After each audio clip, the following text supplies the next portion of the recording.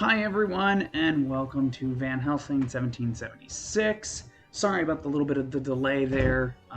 Bunch of little things went wrong. One is I could not find any of the character sheets, so that obviously took me a hot second. So, welcome back.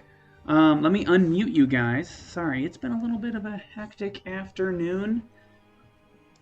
Let's see here. Welcome everyone who decided to tune in. Thanks for letting us get a little bit later. The players were just telling me I couldn't find their character sheets, and then, of course, when you say it out loud, they all misplaced theirs, which is absolutely fine. Listen, in my defense, you never gave it to me. That may be true. I feel like we made some rolls last week. I think you just told us what to roll. Maybe. You know what? While we're sitting here, I'm gonna see if I can. Let me click some. Oh yeah, it is shareable. Let me see here. We're gonna do show file location. I probably have it all right here. There's an entire folder called 1776 called Sheets. Of course I missed it. Guys, I will put it in the Discord. Sorry about that. At least you're pretty. Yeah, exactly. I gotta have something going on here. I think it's I do have a frilly shirt. So that should get me somewhere. All right, let me send it to you guys. And Ipacho has made note of said frilly shirt. Who did? Ipacho? Oh, yeah. I'm glad he likes our little extras here. We try to do it. Where are we? Sorry, guys. ADD's kicking in. There we are. All right, I'm just gonna put it in general right now, guys. So you're gonna see a big old thing pop up. There we go. Sorry about all that. Oh, that's right. You guys can hear my sound when I send stuff. Sorry about that. All right, here we go. Adam got the shirt. Yeah, wait. I have. You know what, Caroline? What's the frilly thing? Starts with a J. What's that called? This is a cravat. There's a I don't have one. Ian, what's the term? Yeah, is it like it's JOBOT? I just don't know how to pronounce it. Yeah, I got one of those. I got a black one of those for my black outfit, so I'm gonna pull it out sometime. But I'm saving it for the right character and the right moment. It was pretty cool. I don't know what that's called. Yeah, I just don't know how to say it. Jabat, I don't know. Jabot? Yeah. It feels Frenchy. Yeah, I don't know. Is that a word? If it's frilly, it might as well be. Exactly. Okay, everyone. Let's go ahead and get this under road. Sorry, also, too, if you're watching us live, our title is not correct right now. That's because I don't have moderator permission, so I can't do it all manually. Someone will come back in and fix it later, hopefully. And Nightbot has dropped in the chat if you want to get the game. There it is. All right, here's what we're going to do. We're going to go around, introduce everyone, just like we do every other time. And, so what everyone's going to do, they're going to introduce themselves, anything they want to plug, and they're going to tell us what their favorite part of last episode was. So let's start with you, Agatha. Agatha, why don't you go ahead, introduce yourself, favorite part about last episode, and if there's anything you want to plug. Hi, I'm Erica. I'm playing Agatha. The only thing I want to plug is I'm not really big on social media, but I do have an Instagram for my adorable Argentine black and white tegu, so you can follow him at Onyx and Tegu if you like. And then my favorite part about last time is definitely the moment and watching everyone's faces when Emma picked up the locket. I think that was a pretty sweet moment. Awesome. I'm noticing a sound issue real quick. Hold on. It seems like we can still hear me, so the sound is going through the wrong section. Cool. While I'm fixing my sound issue, let's jump down to Emma. Emma, introduce yourself, plug anything you want to, and tell me about your favorite part of last episode while I try to fix this. Gotcha. Hi, my name is Ty. I play Emma. You can find me at Hey Tyler Gray on Instagram and Twitter. That's where I'm most active. You can also find me on Star Trek Sagittarius and Vengeance and Poultry. I had to think of the alliteration there. On Wednesdays and Thursdays, every other Wednesdays for Sagittarius, and every Thursday on TTRP Theater. I was also on Zoihander's Silver and Blood. Was it Silver and Blood? Oh my god, I can't. There's so many names. Yeah, so you can find me there. There's also on Cult. I am wait, not what I'm looking forward to. It's been a day, guys. I was excited about, I think, the last episode feeling like, I don't know if I was the only one, but it felt very Scooby-Doo-ish. like once the, everything started like happening, like it was like, ooh, a mystery. And I was just like, it's Scooby in the game. I don't know why it felt that way to me, but so I'm looking forward to like more mystery and like everybody learning about all of this fun, unknown stuff happening. Awesome. I'm excited that you're excited. Yes, no, that being said, once we got everyone going, it's Van Helsing and the gang. Okay, let's jump over to Van Helsing herself. Van Helsing, why don't you go ahead and introduce yourself, plug something you want to plug, and tell me about your favorite part about last episode. Hi, I'm Caroline. I play Elizabeth Van Helsing. I'm found pretty much everywhere as Fiery Sunbird. You can find me here every other Wednesday. There are talks of guest starring in Star Trek Sagittarius. You can also find me in season 1 and 2 of Sinners and Saints on TTRP Theater. I played the dastardly Eve Keller. My favorite part about last game, honestly, was seeing everyone's reaction to the weird question that I asked. Did whatever attacked you possibly touch you, break the skin, scratch you? And everyone's just paused, turned to look at me. Why would you ask that? Loved it. I'm really looking forward to finding out how that locket got there. Unmasking the villain, so to speak. Gotcha. There you go. If this will follow the Scooby format, my question though, who's Scooby-Doo? Am I Scooby-Doo, or am I like? You do have the neckerchief. Yeah, I think you No, might be Fred. You might be Fred. Oh, I'm Fred. Oh, at least I'm a himbo. That's all we can ask.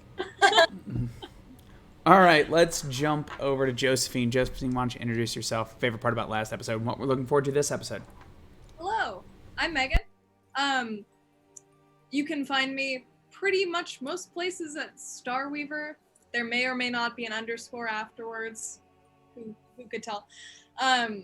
You can find me every other Wednesday doing this, or on the alternating Wednesday, you can also find me playing Star Trek Sagittarius with the lovely Ty, Adam, and Ian as well, and maybe Caroline in the future. Favorite thing about last episode, I would say, is one, Mr. Bradley's just continuous moments of like, oh my gosh, Emma, what are you doing? And also the very last bit, which is still like causing me a little bit of anxiety, which is excellent anxiety, where Ty's last moments of the game where I grab the locket and I just run. And I'm like, what are you doing? And I'm excited to see what happens afterwards.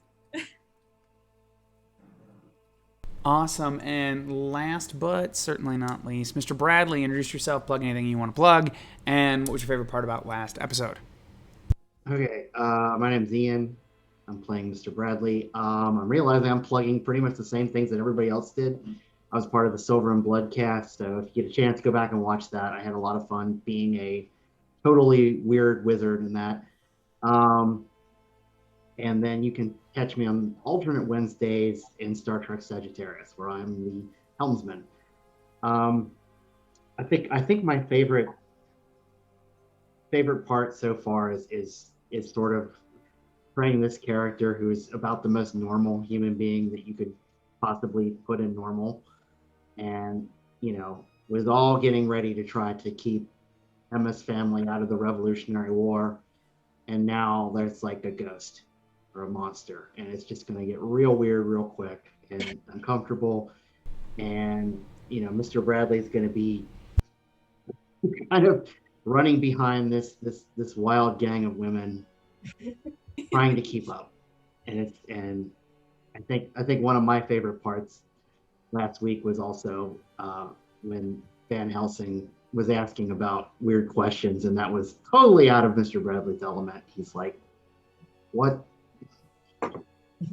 So, Awesome. and I get to be another stand-in dad again. So there you go. I think that's eternally your role here. I'm eternally dad. Yeah. Don't worry, Dad. We'll get us a stepmom for you. We'll get us a stepmom. Don't worry. All right. So I had a great time last time, guys. I'm Adam, the Vampire Interpreter. You can find me as the Vampire Interpreter on Instagram. Tends to be where I post a lot of my gaming stuff. Every now and again, you'll see me on Twitter, but I have to remember to use Twitter. I'm kind of terrible at that one.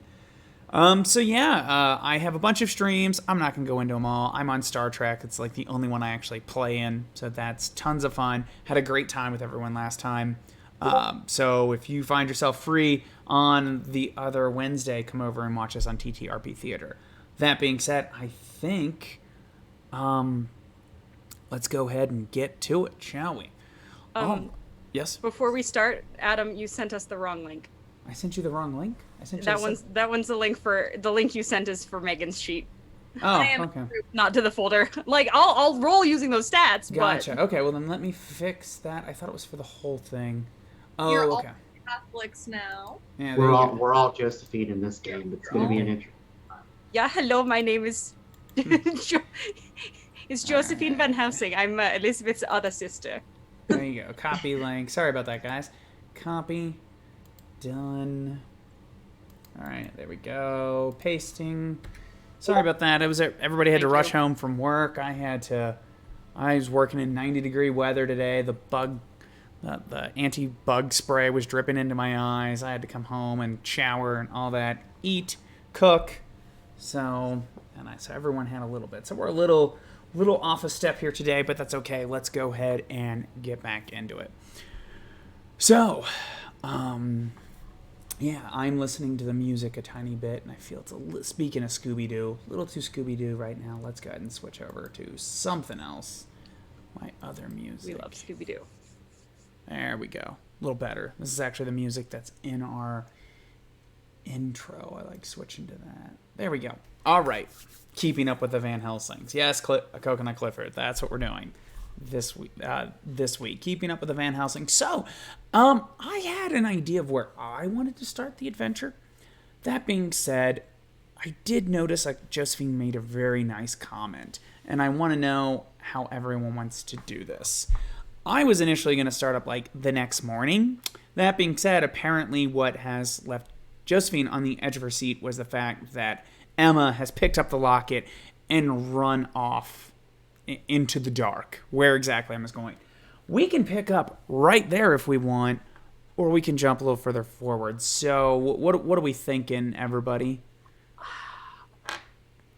I mean, it makes it more if we skip forward to kind of the morning of or whatever, and nobody knows where Emma is. Oh, you want to vanish? Oh, you want to disappear? Oh, you want to not come home last night, do you? No wonder you're dressed like that. I'm sorry. I love you, I promise. The forest chasing after this creature whom may or may not be my dead fiance. So is that what we want to do? Do we want to do that? I kind of do. You kind of do? We like this terrible plan. I love it. Strong narrative choice. Yeah, not at all what I had planned, but that's okay. We're good here. It sounds like the Van Horns from Wrath and Tears, the Asapacho. All right. Yeah, okay, we'll do that. We'll switch it up, and I will quickly adjust. Let me check my notes real quick. Did I find my notes? $10 says his notes says, wing it. Yep. No, I'm really looking for some names. I established a name last time, and I was like, sometimes I have a neat idea for a name, and then I forget it, and so I'm just trying to remember, that. I got it right here. Okay, this is not what I expected. All right, we're already starting the game off good here. Wandering off into the dark. So I guess the question is, before we jump forward, because I feel like Emma runs off into the dark. They're not going to be like, damn it, I hate it when she does that. It's okay. She'll be back in the morning laying on the porch. Like, I don't think that's what everyone would do. So let's just go ahead and pick up. Emma runs off, leaving the four of you behind. I believe there were also two British soldiers with you as well. Mm-hmm. So Emma's running off into the dark. What does everybody want to... Oh, real quick. Everyone got a D6? Roll a D6. If it rolls a 6, it's a coin for me. If it's not a 6, it's a coin for you. So let me know if you get a 6. Let's go ahead and get this started. Sorry. What's going on? Oh, Everyone has to. Yeah, this is just the Yes. players are rolling because it determines Okay. like the starting points. So raise your hand if you got a 6. All right, we got it. That's fine. Yeah, that's what we call the hand of God right there. Yeah, there you go. Kidding. the spirit just moves through me. Got a spirit that'll move through you. Oh my! All right. So It's called. it's called the called Spear of Longinus. That's what I was thinking. Woo. Right, you're not helping. You're not I said helping. spirit, not spear. Yeah, that's fine. All right, we're done. We're done. I was trying to be funny here. We're all getting off track. So what that was for is the starting, to use the Zweihander terms, fortune or misfortune points, and Flames of Freedom, they're called coins. So you guys have 4 coins, and I have 1. So I will spend these for various things. When you spend a coin, you give it to me. When I spend a coin, I give it to you. So those are the fun things. I think you guys have, I don't think it's called determination anymore. It's actually called something else. But it's just like determination in Zweihander. That's something you guys only have 1 of. When you spend that, that's like to get out of dying. Like the monster's going to eat your face off. You're already slain and you're like, nah, I prefer not to die, Adam. So yes, toss a coin to your ST. Yes. O Valley of Plenty. Yes. All right. So Emma has run off into the night. What are we doing? Okay. And this was like seconds ago. This is like 10, 20 seconds ago. It's not like... Because I don't see your characters just standing there as Emma runs off into the dark. Not all of us were down there, like down on the ground with her. I remember Elizabeth and That's true. I think, was it Mr. Bradley were upstairs together, like looking out the window I think as we all see of her you run off, and were- we're like, Except for Agatha. Agatha was... Because Agatha, Agatha was and there. Emma went around to the side like 2 gal pals off to start some trouble. And then, the crazy darkened figure jumps out. We find the locket in the shards of the glass. And then Emma runs off into the night. So that being said, Agatha, I think you're the first person who could probably do anything. What do you think about doing? So I'll see Emma just sprinting off. Momentarily will be shocked. See that she dropped her hat and pick it up and be like, Emma, you dropped your hat, and run off after her. Megan, you Do forgot you want your hat? All right. Megan. Yeah. I like how everyone's catching our Key and Peele references here. There you go. All right, there we go. Nice little piece of Americana there for you. All right, so you grab her hat. You start chasing her off into the darkness as well, leaving Mr. Bradley, Josephine, and Elizabeth watching from the second story through Emma's through Emma's shattered window. Next question, Emma. This is an important question for you. We can roll to see if trying to.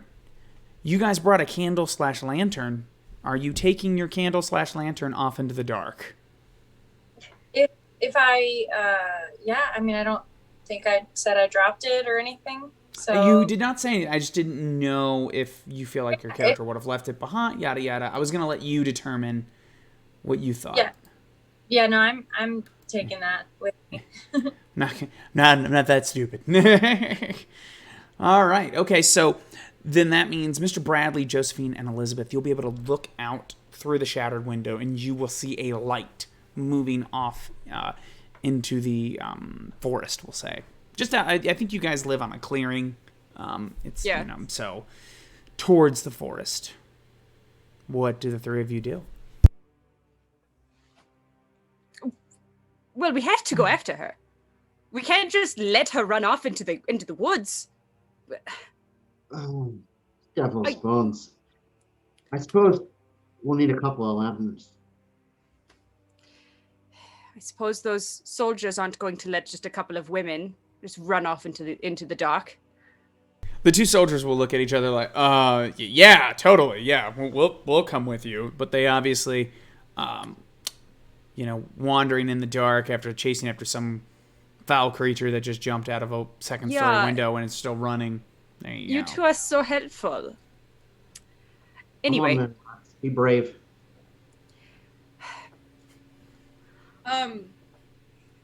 Josephine just crosses herself and she's like, okay. Yes, going into the woods at night, chasing down a little girl who doesn't understand things. I'll be honest. Let's go. It Fine. might be where I've just lived. Beasts in the woods. I know it is not the safest. Perhaps we look for, I don't know, half mile inside the woods. If we can't find her, we'll have to look in the morning. We don't have the capability, I think, at the moment to actually put on a impromptu extensive search. Well, I'd hate leaving her out there. Do you want to just traipse around all night finding her when we cannot see? You know, I really don't like this idea, but I think that the longer we talk, the faster she's going to All right, fine. You two. All right, I like... Come with. We're going. We need Godspeed Unless you're cowards, here. then leave. We need Godspeed here, and Godspeed is moving now. Love it. I love it.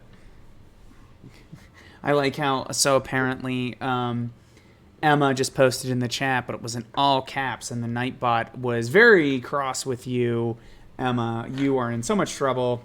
Apacho is very, lead actress of the show. Oh, yeah. Right? And I was continuing the line, into the woods. Into the woods. There you go. I know. There you go. If only we had the copyright, we'd put that as our new intro song. So that being said, you're heading off into the woods, Emma. You can hear Agatha calling for you behind you. But what do you do? So I'm still running. Yeah. And I would like maybe like not like slow, but just like turn around and be like it's him. I know it's him, and just keep going. Gotcha. Okay, so you slow down and call back. Here's what we're gonna do, Emma. You're gonna make a survival check, Emma. Okay. And that being said, it's dark. Yeah. Yeah, I'm gonna give you a -10 to this. So you are rolling at a 35% chance or lower.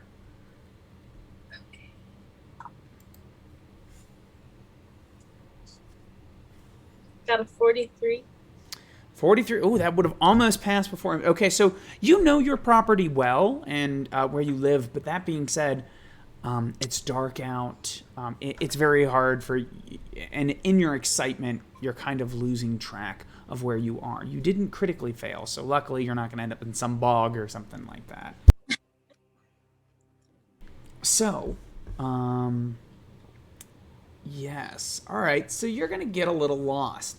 So, Agatha, I want you to give me a survival check as well, also at a -10. Because we're going to see if you notice what's going on here. I'm also saying that, too, as I'm quickly coming up with, okay, you're going to get lost. What do you run into? Thanks. What do we get? 46. 46. Ooh, man, both of you were close to your normal stats. Okay, so you both are going to lose track of the figure that has run off into the dark. And I'm going to say, for dramatics sake, if this were a movie, there'd be a lot of cool dynamic cuts of like you moving through a cornfield or something like that. Emma following this figure, doing the best you can to catch up with it. And then it would quickly cut over to Agatha, who's trying to follow you, but there's also, is that you or was that the shadowy figure? Everyone's getting lost. And then we will cut back to Mr. Bradley, Elizabeth, and Josephine as they are making their way down the steps, readying the lanterns, going, hurry, hurry, we have to find them. Luckily, you guys do have your lanterns, so it will be easier to find you guys than it will be to necessarily find your way back. So, given a moment, I will let the two of you, Agatha and Emma, kind of run into each other in the wild grasslands. I wouldn't even quite say that, but this clearing. It's not that there's probably starting to appear a few trees here. You're lost. You've lost the shadowy figure, but it's the two of you. So I'll let you guys role play for a hot second. Emma will be like out of breath and probably like hair, askew or whatever, if like she's running through foliage and whatnot. So she'll just kind of like hunch over a little bit and try to like catch her breath and hear like Agatha come up, I guess, behind her. Agatha And will she- come up. Oh, go ahead. You can finish. Go ahead. It's like clutching the locket. Agatha will come up and see kind of the lantern and follow it, and then run into Emma and see that she's out of breath. Running around in heels isn't the best idea. So she'll come up to her. She'll put her hat on her head and be like, "I thought I taught you better about running through the woods at night." She'll take a look at the locket and be like, "Is that his?" It is. I have mine. His was buried with him. Who else could have this? I know it sounds crazy, but it has to be him. The darkness can make our minds think of anything. There's got to be a logical explanation for this. Are you sure he was buried with it? Did you see him buried with it? Is it possible someone could have stolen it? No, I know he had it. He wouldn't have let it go. Well, it certainly put us at a mystery here. But I don't think we're going to solve that mystery running around in the forest at night. Should probably head back up to the house and try and figure this thing out. I need the two of you to make an awareness check. There is no penalty for this. That being said, Mr. Bradley and party, I want you guys real quick to look at your highest survival check amongst the three of you, because that will be the person leading the attempts to go find them. I'm at a 43. 37. 37? That's mine. I have a 45. Oh my god, it's Josephine. So, Josephine, you roll, and You happen Mr. to be Mr. holding Bradley and Elizabeth will roll 1d10 to potentially replace your Okay. 10s dice. There we go. Cool. Finally. What do we got? I got a 1.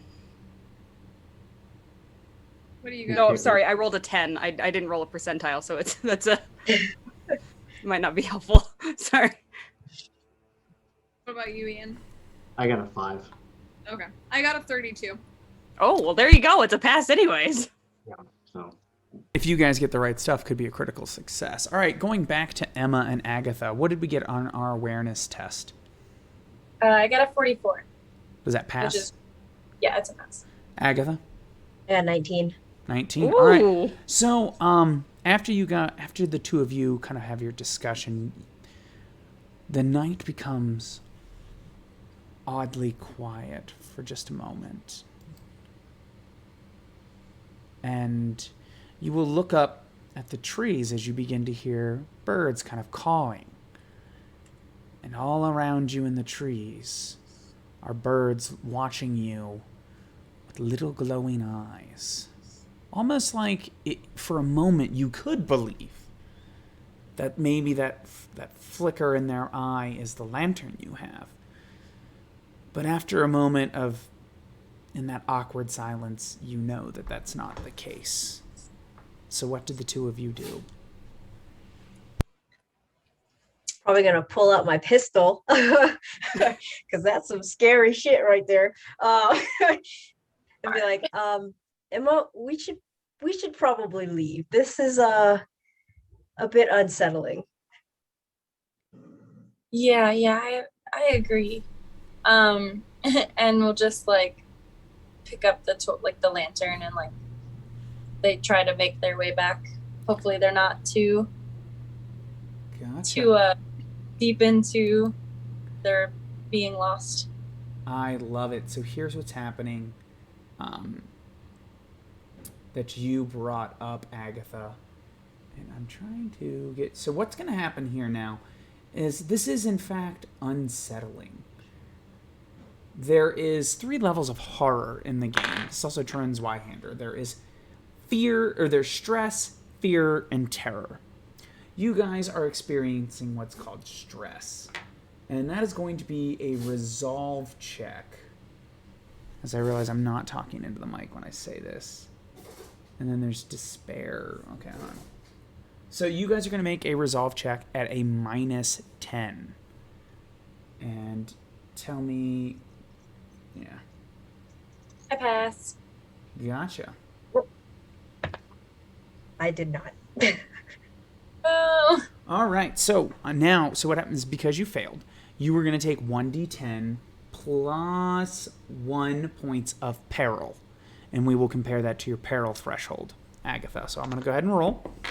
I rolled a 10, so it's at 11. So we go ahead. So this is unsettling to you, Agatha. So we check your peril threshold. Your peril threshold currently is, wow. You drop down 2 steps on the peril condition track. So you go 1, 2. You are moderately impaired. You will ignore 1 skill rank to all of your rolls. So what that means is when you look at your character sheet, if you see that dot, you're going to take 10% off your roll. So right now that's it. So you are nervous to the point that you have a penalty to that. I'm going to go ahead and mark where we are. And is that for all skill checks or just the ones that she's trained in? It would be just the one she's trained in, because all it does after that, it's just your natural aptitude anyway. I see. So I will mark that. Oh, hold on here. I'm sorry, it was my Zoom. Could slow down. I was like, oh no, what's going on? Scare us like that. Yeah, no, really. We've been doing pretty well here. I'm checking the CPU usage. Everything's looking good, so we should still be good. So, you two will begin to move back away from this murder of crows that is watching you. And in very horror movie fashion, that is going to be when Mr. Bradley, Josephine, and Elizabeth find you. You will all kind of do that back up like, oh no, and then, After that startling moment, I will let you roleplay before we continue. So go ahead and roleplay for a hot second. Jesus Christ, you guys. Sorry, Josephine. You got in here. You scared us. Can't be running off in the night like that. Don't blame me. I was following Emma. But let's all go back to the house. I don't know what monsters may be here in Europe. There are many things in the woods. We do not stray far at night. Let's go back. I don't want to see things that are dear but not dear. All right? Let's go. I agree. I don't care for all this mischief. Did you find what you were seeing at least, or looking for? No, I lost it. Maybe we'll find tracks in the morning. I guess. And she'll like how to wait. As you return to the house in the dead of night, the tiny eyes of the crows watch you for just a little bit longer. And then they seem to fly off. Are there many crows here? Not with red glowy eyes. Yeah, I wondered if that was just the moonlight. Probably just the reflection of the lantern. We should best get to bed. Yes, It has I been think- an exciting day for all of us, I think. So I think that everyone needs a good night's sleep. Yeah. Is it too forward to ask for Josephine to stay at the manor tonight? It is quite a ride back into town. She can't go back in the eve like this. I was already staying the night, so. Oh, yeah, that's right. That is, yes. I also think that it would be wise if we perhaps visited the church, maybe tomorrow, early morning. I really don't have a good feeling about everything that's happening here, and I feel like it would be best if we could get as much cleansing as possible. Mm. I don't like what's going on here. I don't like what's going on here. All right. We will say everyone, quote unquote, sleeps as soundly as they can. Agatha, you will regain 1 level of peril, which puts you down just 1 level. You're a little bit tense. There is no statistical penalty at this time, but you're already down 1. So should you run into stressful, frightening, or terrible things tomorrow, that may be a problem. Oh boy. I assume the 2 redcoats went left, didn't they? Oh, yeah, no, they do. I kicked them out. Full They- stop. They can leave. Yeah, they escort you back, and then they quickly return back to the town of Arkham. It is the next morning. And you guys have a little bit of a mystery to solve. Breakfast is served by the various employed servants of the Westminster family. All of you are at the table. You have a mystery afoot. I'm going to go ahead and review some of the interesting things that... actually, no, I'm going to let you guys... See if you guys remember. If you don't, I will go ahead and offer some info. So, there is a mystery. Father is gone. He has gone off to Boston to reclaim the body of your recently slain brother. So, it is just you guys as head of the households here. What to do. All right. Let's review what we know about last night. So, 2 British soldiers they were accosted by some unknown figure, who then ran off into the night. We come back to the house to find this mysterious figure entering the house, yes? We chase it upstairs, and we find that it went into Emma's room and burst out through the window and ran off across the clearing into the woods. What did you discover, Agatha and Emma? What did you observe? Emma is very quiet throughout most of it, and kind of like I was doing,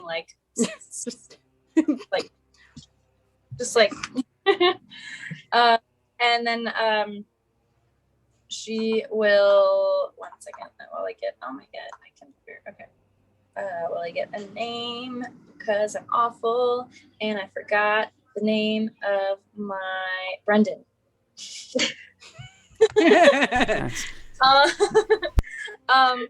was he? I don't know. It doesn't matter. He's dead. So she will pull out the locket and just kind of lay it on the middle of the table in front of her. Before it ran off, it dropped this. It's Brendan's locket.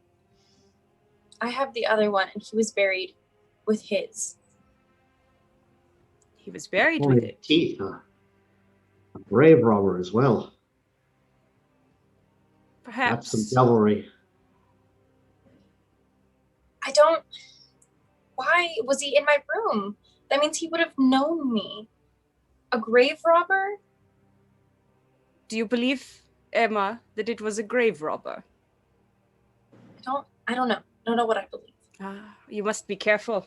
This is a time to take into consideration that which is preternatural and that which is logical.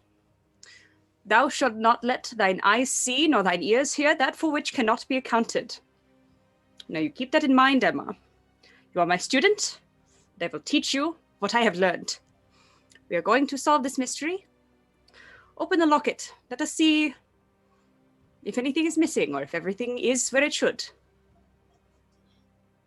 Emma reaches across and opens the locket. What do I find? Sorry, fixing my light. I was just like, oh, it's a little dark. Anyway, it is indeed everything without even rolling. Emma, this your betrothed, you did care a great deal about. You were excited for the wedding and to start your new life. This is, in fact, his locket. Everything's in there. We will say it is a portrait of you. How about? The only off thing about it is it does appear to be dirt smudged. It is not as pristine as he was buried in it. Mm. Now, that being said, I'm going to toss out one other little bit here. On the way to the manor, the rest of you, all of you but Emma, you did find a body, and you had that body sent up to the graveyard, which in fact is where the betrothed was buried. Those men had returned last night, but they promptly went to bed because it is a great deal of backbreaking work to bury someone in this time. Perhaps they may have something to shed on this situation. The locket has been opened. So, your Brennan, he is buried on the property. Mm. We should ask your manservants who buried him, see if they buried our body that we found yesterday. And, I did not tell you, Emma, I believe. We did find a body on the way here.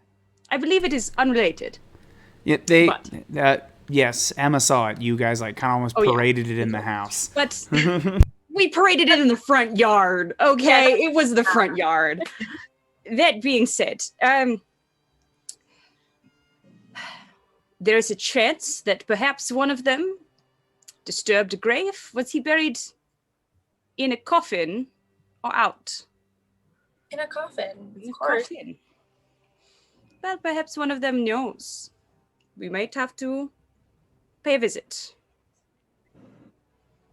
How well do we know those guys? They are your employees.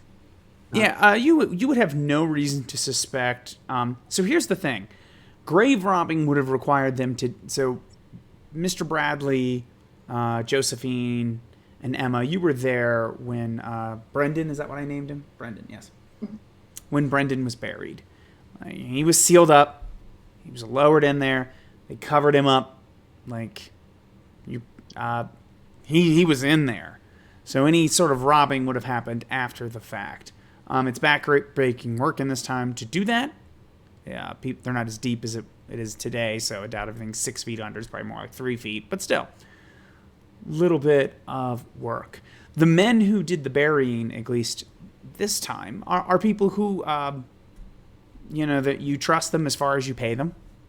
And the Westminster family is not strapped for cash in this time. So you have no reason to suspect, at least just on face value, that they would then sneak off in the middle of the night and go dig up a locket. He wasn't buried in anything that fancy. Yeah, I was just getting at, sort of how well do we know them? Are any of them, the new guy? I don't feel... I'll... No, we'll rather skip that line of questioning. No, none of them are particularly new that would make you suspect that, at least on that nature. If you found out one of them had like horrible gambling debts or something like that, that would change your opinion. But you're like, oh no, Jim and John, no, they've been with us for 2 seasons now. They've been, or 2 winters now, however you want to do it.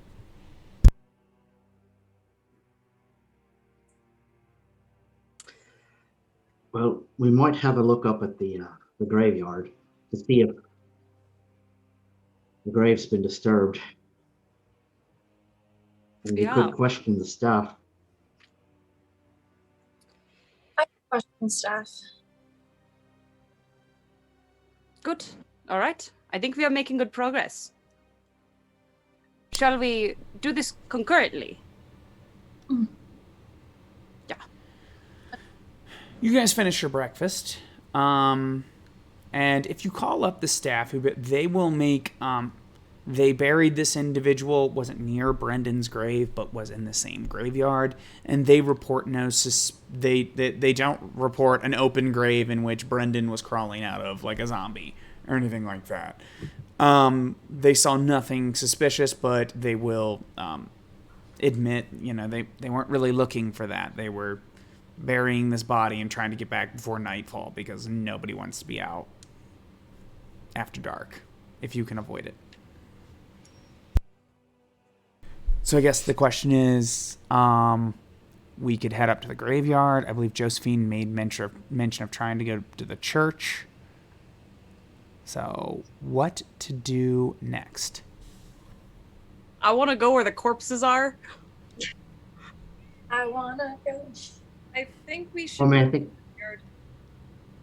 Yeah, we've got reason to believe that a grave has been disturbed, so we should probably see if that grave has been disturbed. And at the very least, I did intend to at least say some rites for the body that we found that got buried. So There it you will go. not trip one way or the other. Right. To the grave site. Into Shall I the bring woods. the carriage around then? Into the woods. Mhm. How far is it? Do we need to take a trailer or a trailer? A carriage. Do we need to hook up that whole trailer? I mean, can't we just take the truck?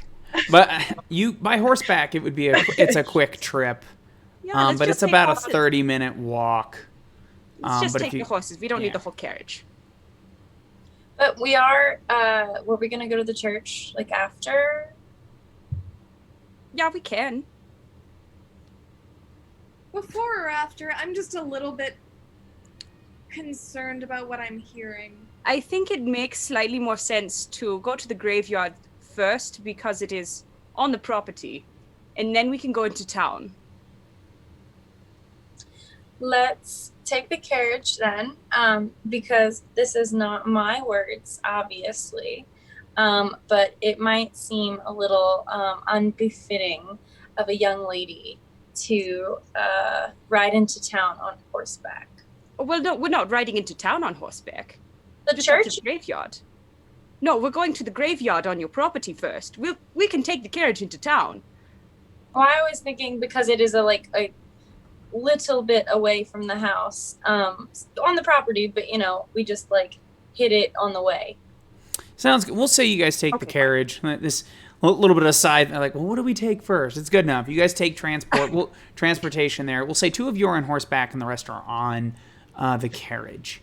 You do Lives on horseback. yeah. Quick little jaunt out to the graveyard. The graveyard itself is very gothic and depressing, but the sun has just risen not too long ago, so it is, I would say, one of the few times a graveyard probably feels peaceful this day and age. The sun has just risen enough that there's dew. It's almost beautiful in its moment. You approach Brendan's grave, and with that, it does not immediately tore open. When you at first glance, it looks like there's nothing wrong with it. That being said, let's go ahead and make some rolls here. I think that's gonna be. Let me take a look. That's probably. It's funny because as an archaeologist, I can tell you exactly what to do. I cannot. I I know. We're just gonna torture Dr. Pond over here. Yeah. No, don't do that. What are you doing? No, what are you doing? You're gonna disturb the soil. Just gonna kick it around a bit. Gonna take some handfuls and just like toss them. All right, all right, so what I'm going to need, let's find out the highest awareness check in the group. I see Agatha has 55. I'm at 43. I'm 50. I've got a good scrutinize, but... Oh, scrutinize? Oh, yeah, do scrutinize. Even better education. Scrutinize is actually what I mean. Scrutinize, yeah. So scrutinize, we got 53. I have a 55. Gotcha. All right. Sounds Not like good at. Megan's leading us here, or rather, excuse me, Josephine.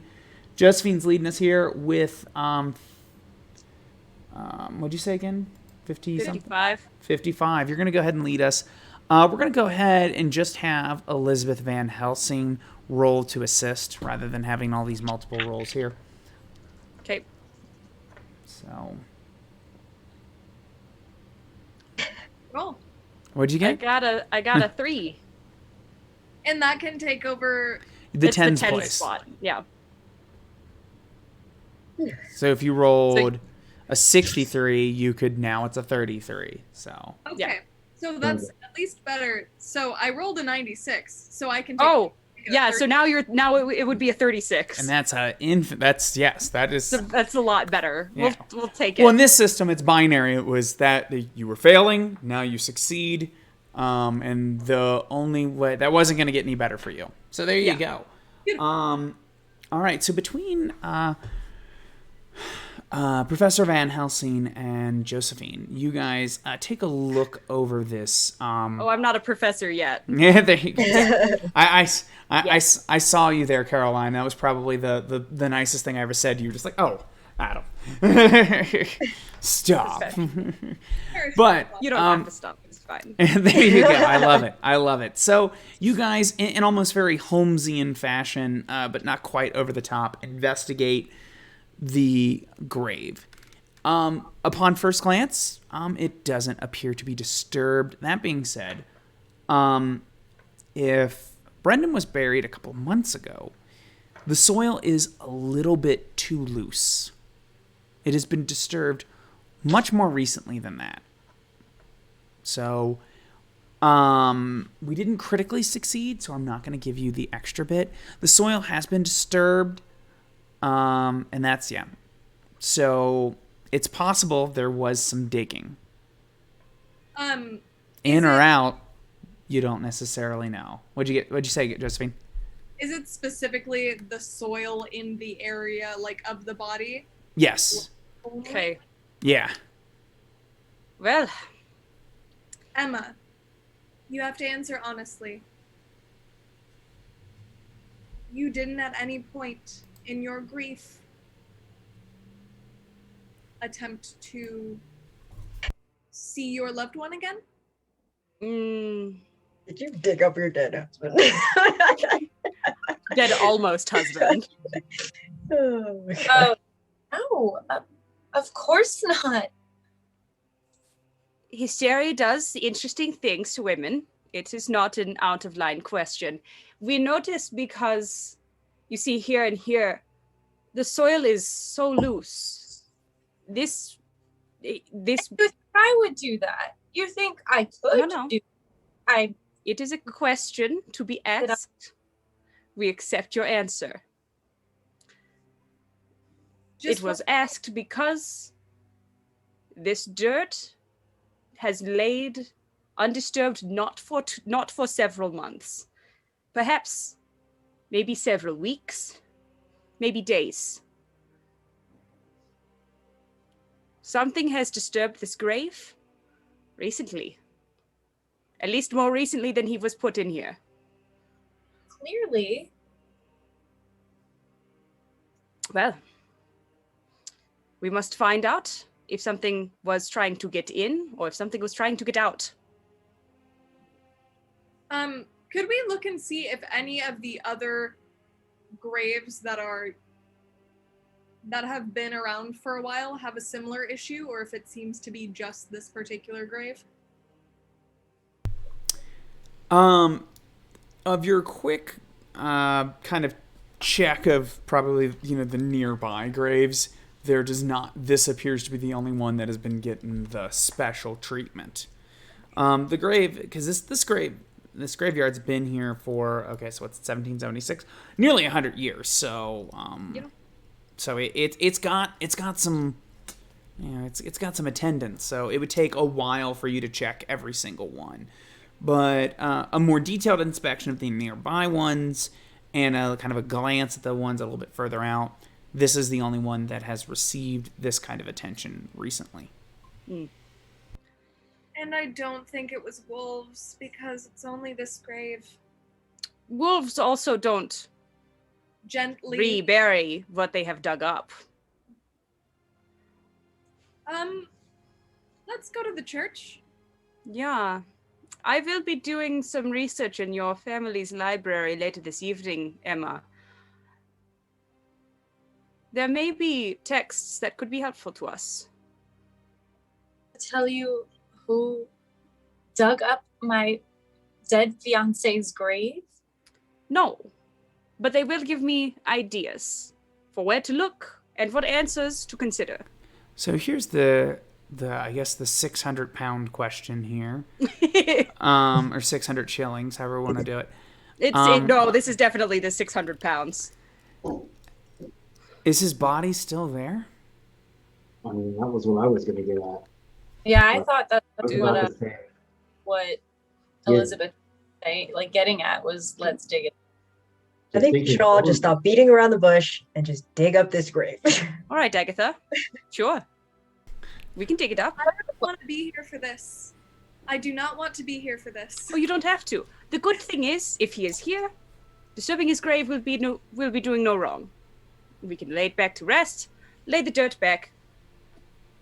So that being said, Josephine, exhuming a body, you do have a little bit of a religious problem with. So that'll be up to you on how you want to roleplay it. So you would probably roleplay of, we should not dig up the body. That being said, people could convince you otherwise. But Professor Van Helsing is not wrong. If the person is there, we just dig it back up. You say 5 Hail Marys and everything's good. Still not a professor, but yes. Yes, there you go. I don't condone this. It would be important to learn, and I understand that. Mr. Bradley or someone, would you mind taking me back to the estate while this happens so that I don't have to witness it? Very good.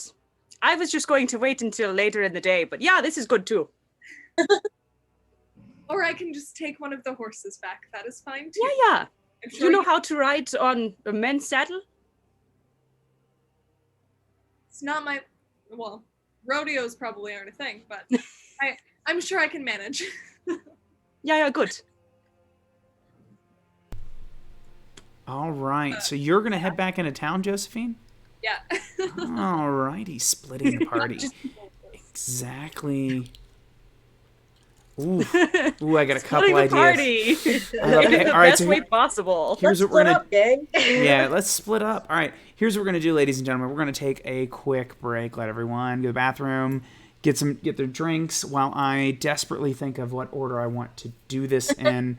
As the group decides to dig up the body of the dead fiance, potentially if it's there. Josephine is going to ride back alone into town, back to the church. Don't say it like that, Adam. Yeah, that's just don't make it. How else are we gonna say it? Like, is he wrong? You are riding back to town alone. Like, do you wanna go with someone? It's Well, day. yeah, I don't. Yeah, you're probably fine. You're right. Yeah, it's daylight. Nothing bad ever fine. happened to anybody during the daylight, right? All right, guys. We're going to go ahead and take a quick break, and I will see everyone back here in about 10 minutes. So see you then. If I hit the right buttons, that is.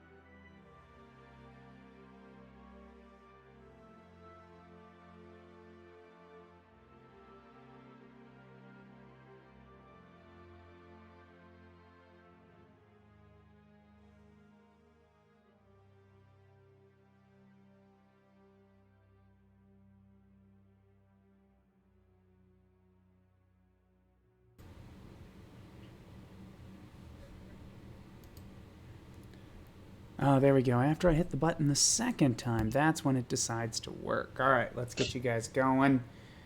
All right. Music's good. All right, welcome back. Sorry about that. We were about ready to start, and literally there's glass shatter here at my place. The cat had knocked something over, so I had to clean that up. So this is the one time you can't see it, but I'm not wearing shoes, of course. And so I had to get all that done. Yeah, that's, A foot stream, Adam. What'd you say? Said this is not a foot stream. Yeah, exactly. I got to be careful of those terms of service. Well, let's tell you guys a funny. I had if you enjoy Vengeance in Valdery, our Sabbat show, tune in tomorrow because tomorrow is the big Sabbat party, and I had a cast member send me their outfit and say, "Is this too risky?" And we had to have a nice little meeting about whether or not it was okay. It's okay, but that's I'm looking like at you, Ty. that's I don't know it why, but incidentally I'm assuming you're was guilty. not. It was not Ty. Oh. Yeah. I do have a really nice shirt for tomorrow's. Yes.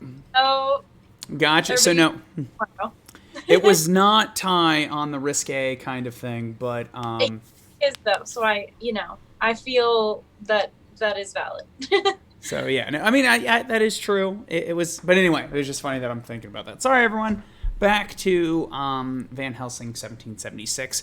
I was going to use the break to come up with a bunch of cool ideas, but instead I spent it searching for glass. So let's get ready to wing it. Okay. Boom, boom.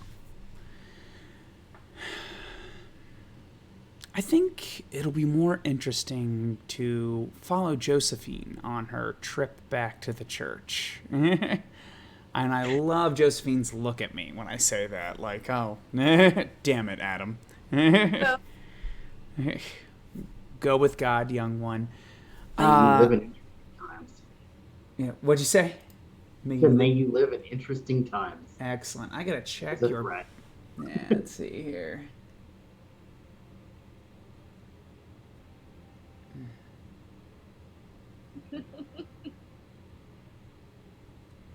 Oh, there we go. As I wrote in your backstory, I have to change a word. I wrote but it actually should be and. And why is it not? Why are you not listening to me, computer? Come on. All right. Let's get into your backstory, shall we, Josephine? Let's have some fun with that. You are returning to the church, not wanting to take direct part into this defiling of the grave. But the knowledge of it still kind of sticks on your conscience. I'm going to need you to make a resolve check. But you're going to make it at a -10, though, because conscience being what it is. That being said, I think you're actually pretty good at resolve, so... More or less. I think it's one of my hack skills. Yeah, no, I think you're pretty resolute. Yeah, wow. Ooh. I succeed. 41. You do indeed. You are a very resolute preacher's daughter.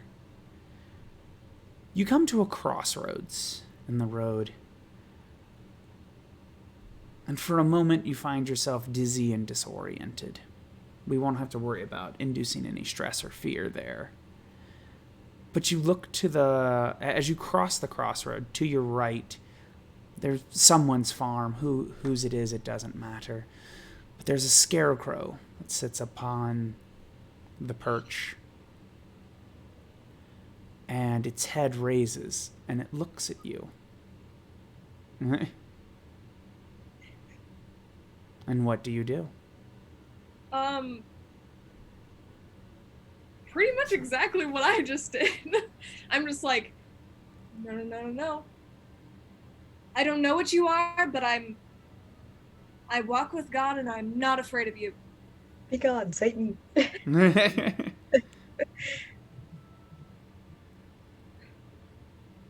Don't you recognize me? It says back to you. And it will pull one arm down from the perch. Preacher. No. I do not consort with anything that could be near what you are. Oh no. And it drops down.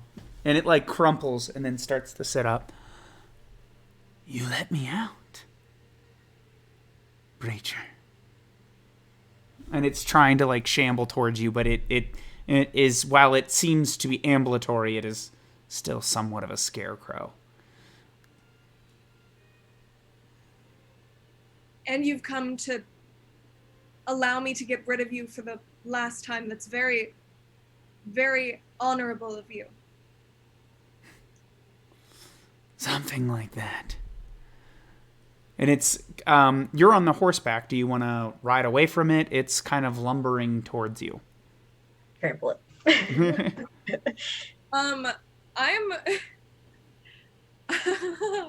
I'm just gonna thoughts and prayers this shit, and I'm gonna like on my rosary and just start praying. All right. And I'll let you make an incantation roll. That being, I'm only going to give you it a -10. Make that, incantation. You're pretty good at this. That sounds like a good BS. I'm not casting a spell. That being said, before you roll, let me check some of your abilities, Preacher's Daughter.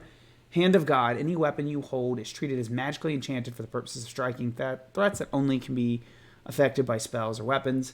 Whenever you bear the symbol of your faith, add a +1 to your damage and peril threshold. Cool. So you're good there. Nothing's helping you just yet. All right. So go ahead and make that incantation check. it was a 36, which I think passes. I'm pretty Yes. sure it does. Yeah, I think your incantation's like 47? Yeah. 57. So even with a 57. -10, 40. Yeah, so so as you pray at it, it's kind of, your prayers seem to hold it back. I only wanted to walk with you. You say you walk with God. Why not me? And it's like, as it's getting closer, its body seems to be getting heavier and heavier. You are a foul, despicable creature. God is a being of light, and he protects those you only seek to harm. Back. When you see me in my true form, we'll see if I glow, Preacher. We'll see if I glow.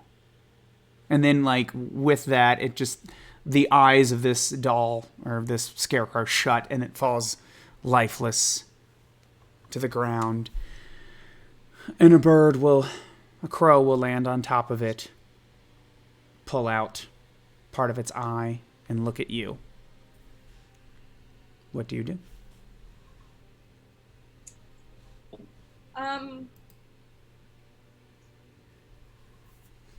Gray Matter GM says you probably should burn the thing now.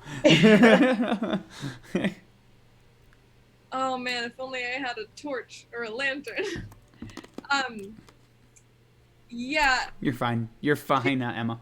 He's just gonna take a second and just be deeply disturbed, and then continue trying to make her way back. And she's actually,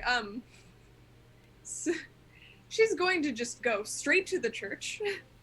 Okay. She does not care about anything else right now. She needs to feel safe, so she's just riding straight to the church as fast as she can, like recklessly. You arrive at the church, and what do you do? I just walk right in, absolutely flustered, hair. You will walk in, and you bump into a man. I'm gonna try that. What'd you say? No. I'm trying to look a little bit more disheveled without my fancy jacket on here. So Someone mess up his hair. yeah, there you go, something like that. Just Yeah. reach over there and just Erica. rustle the hair. There we go. So you bump into someone. It's John Young. I'm sorry, Preacher, he says, a little bit of whiskey on his breath. Are you okay? I'm fine. I'm fine. Yes. on here. We lost Ty for half a second. I'm just gonna. There we are. We're back. Okay, cool. Sorry, I don't know what happened. It's okay. You just You're you fine. have your. You didn't mess anything up. Yeah, you didn't mess anything up. You just your picture was up, which is a gorgeous picture. But I was like, we don't need to stare at that. Are you feeling well, John? Are you... Sleeping it off, preacher's daughter. That's all. Of course. Sure, you look like you had the life scared out of you. It's just hysteria, probably. I didn't sleep very well last night. A lot of that going around recently. Because of the war. Yeah, but it's gonna be harder for people to sleep tonight. The screams last night. Screams? Yeah. Something happened to poor old Jebediah last night. Something got him. They say took like the lungs right out of him. Whatever it was, a wolf. Some even say it's a ghost. Excuse me. I'm sure that's just all talk. It was probably just a wolf, but thank you for letting me know. I was out of town. Have there been many people here today? Have you noticed? There were a few earlier, but they're gone now. But between you and me, preacher's daughter, it ain't no wolf. It ain't no wolf. Yes. Would you excuse me? He holds the door open for you, but please, go right on ahead. Yes. Rest well. Maybe try and get some water, and then she'll walk in and kind of like smooth her hair out. And he will stumble off into the mid-morning. And we'll go ahead and jump over to our grave robbing companions. We're grave checking. We're not taking anything. It's not This is- grave Put it back. robbing. Ian, what do they call this? Research? Is that what they call it? Well, This is called an excavation. An excavation. There yeah. you go. Well, how The difference how old between does a the grave have to be robbing and before it's an excavation. excavation. Yeah. Yeah, because I think the closest term would be desecration, disturbance. We're not taking anything, so it's not a robbery. We'll put it Not back. like taking finger bones from a saint. Or Nothing like that, yeah. No, we're not that Catholic here. The second game, which I am robbing a grave. It's Okay. true. Yeah, there we Yeah. go. Grave robbers here. All right. So, I don't have, no one has to make a roll for this because it's digging a hole, and digging a hole is not hard. It just takes time. And everyone, I assume everyone is going to take part in the labor. That's what That's I true. thought. I figured. Yeah. I figured it was Yeah, going we're to be gonna- the three of us. Yeah, leave and Emma then back Emma there would like, all right, observe. hey, this is your betrothed. Get in here. Get a shovel. Come on. What are you doing? Get a shovel. It'll. You're muted, muted. Emma. You're talking, but you're muted. Hi. Ty. Emma. Ty, you're muted. Yeah. Emma, That's right. You're Emma this time. There you go. at the thought of digging up her betrothed, and she's like, she wants to figure out what's going on, but she's very upset, so she's torn. So she's probably just walking back and like pacing and like wringing her hands, just Still holding a shovel at some point, though. but like averting her eyes, like not looking at the grave at all. Elizabeth definitely would have at least offered a shovel. Like, well, get in here. He was your fiance. Like she just holds it and paces. Yeah, that's what I figured. All right, well, the three of us then. As you guys begin I to would take the shovel away from you, like, I won't be- as you make a little bit of progress in your It's appropriate. digging, it may take you a moment, but you start to notice that things have gotten quieter again. Emma stops. And the birds are watching. There are 3 or 4 birds, crows, all around you on different stones and in the trees, watching you. I would like to shoo them away with the shovel. Shoot! Great. Yes, let's make enemies of the crows. Okay, did I It's fine. kill them or smack them? I said shoo them away. I like to imagine that the crows just kind of like hop up on a higher branch and just stare down like, really? So Wait, yeah. So you do shoo them away, but they don't. There is no mass exodus. You'll swat at some on this gravestone, they'll fly off, but they'll go and land on another. And if you go that, the same thing happens each time, and you will all be privy to this happening. All right. So Well? I'm going to do another stress test. So there's a thing in this game called being hardened. You can be hardened to a particular thing that brings you worry, terror, or despair. It's on page 258. Whenever your character managed to live through a situation or successfully faces down a threat that triggers stress, fear, or terror, you can make a choice for them to be hardened to it. Recorded on your character sheet, the threat and the situation using the keyword that would quickly communicate what your character is now hardened to. In exchange, you take 1 permanent flaw.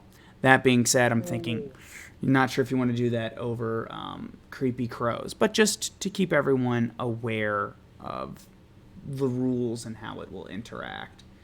So, Emma swatting at the murder of crows. Is anyone else doing anything? I'm digging until we hit a coffin. That's the word. I'm not stopping digging. Agatha, you doing anything? Agatha will just be kind of watching. This is the same crows from earlier, so they're unsettling to her. It seems these crows are very transfixed by what we're doing. Yes. All right. Well, Mr. Bradley, are you doing anything? I'd probably just be leaning on the shovel, taking a break as one helping. Like that I'm the only one who's just great, creepy crows. Well, I'm gonna keep digging. Let's keep Well, digging. yeah. 6 feet is a long way. So we'll say that I'm on the, Oh yeah. I dug for a while, then you dug for a while, Fair. All right. It's I'm just strange about these birds today. Give me a second. I'm waiting to get somewhere in the book. That being said, everyone is going to roll your initiative as the murder of crows begins. I thought you said we were gonna do a stress test. Oh yeah, do your stress test first. Thank you. What do Stress we test, roll everyone. for stress? I'm not finding It's it. resolve at a -10. Oh, that's right. Resolve. Yes. Well, I failed. All right, I ain't scared of I no failed. birds. I ain't scared of no birds. All right, so I hear that The fuck is my result? Oh, there it is. Emma has failed. So we're going to go to Emma here. Emma's going to take 10 points of peril. I got to check Emma's stats. I think of her last character. Gotcha. Peril for you, Emma. You will drop down 2 steps on the condition track, and that will take you to moderately imperiled. We will ignore 1 skill rank of your skills. Ian, what'd you get? Like a 28. So You passed. Good. Agatha. I got an 88. That is a Oh, critical no. failure. Ooh. Oh. Ooh. Birds are Okay. scary, yo. I'm gonna have to look that up. Can I? Listen, I bookmark wasn't this scared. I page? didn't think the Birds was a scary movie until I saw purple finches migrating. When you just look up and there's a million birds just covering the entire sky, and you go, "Oh, I get it now." I'm gonna be Van inside Helsing, what did you forever get? again. Van Helsing, what did you get? I got an 18. I passed. All right. So now here. I ain't scared Remember, of no birds. just someone remember 514 for me. 514. Yes, 514, just because that's where the Murder of Crows stats are, but I have to look up what happens when you critically fail. Erica, let me look it up, and you may want to spend one of your coins to re-roll. Yeah, sounds like it. Yeah, probably. Withstanding, it is... We got some, that's what they're there for. Critical failure. You suffer from despair. Despair. While the effects of horror follow your characters throughout the story, how they respond will vary. Whenever a character critically fails a resolve test to withstand horror or reaches incapacitated due to it, they suffer the usual consequences but must select one of the following despair responses, such as fawn, fight, hold on, I accidentally hit a button, or flight or freeze. Oh. I know those responses from therapy. Yeah. So I know what those are. you could spend a coin if you wanted to re-roll. Do you want to do that? Yeah, I'll probably do All that. right, go ahead. I'm gonna fight a bunch of crows. Yeah. It sounds like we're already gonna fight a bunch of crows. It's fine. I got a 56 this time. All right. Does that Still didn't pass? but Okay, so you were going to take a total of 9 points of peril, which will... Let me see here. Is this you? Why? You do not have a... Where did I get that number then before? I looked at the wrong one. You might have been fine. What's your willpower bonus? We gotta go. I did not fill that out on your sheet. Your willpower bonus is 3. So you might actually... I might have to retcon something, which is fine. 9. No, you're still fine. You would have only gone down. That's fine. You're good. You're still good. 12, 15, and then 21. So you go down 2 more points on the condition steps. So you are now at seriously imperiled, which means you will ignore 2 skill ranks, which for you guys only being tier 1 characters will not be a big deal. It's not going to matter. That being said, you are close to being incapacitated by peril. So, to summarize here real quick, sorry about that, everyone. We're still getting through the rules of Flames of Freedom. As the murder of crows will begin, as you dig further, Van Helsing, it seems to set them off, and they will begin to swarm you. That behavior and that action will frighten Agatha and Emma dearly. It shakens them, but they are not statistically imperiled for what's going to happen. Now I need everyone. Let me make sure. As I'm realizing, like, oh, where's my piece of paper? Of course I don't got something. Here we go. We'll take some of these notes over here, which... There we go. Boom. So, I need everyone's initiative. So you're going to roll 1d10. And then you're going to add your initiative modifier. So I'm going to go ahead and take notes real quick. Which I can never find. And then... Oh, don't forget the number 514, Adam. Thank you. 514. I'm going to write that down. That's the stats for the monsters. And the crows. Boom. Thank you. 14.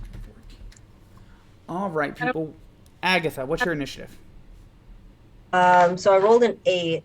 Plus your initiative modifier, which should be on your character sheet. Down under unique traits. Your initiative modifier is 7, so put you at 15. Oh, okay, plus 7. So, yeah. Emma? I got a 6 plus 7. So that's 13. Yep. Yeah. Bradley? Rolled a 9 plus 6, so 15. Van Helsing? I got a total of 9 because I rolled a 2. Gotcha. I'm busy with the grave. There you go. You had a goal here. All right, let's check that. All right. Yeah, I got shit to do. All right, so the first person to go will be Bradley and or Agatha. I will let you two determine. Emma, I am going to note for you this. You have a special ability that you cannot be attacked during the first round of combat. So, because no one would dare harm such a delicate flower. So, you know. Right. Can I attack though? Yes, you can still attack. It's just no one can attack you during the first round. After that, it can be peanut butter murder time all they want.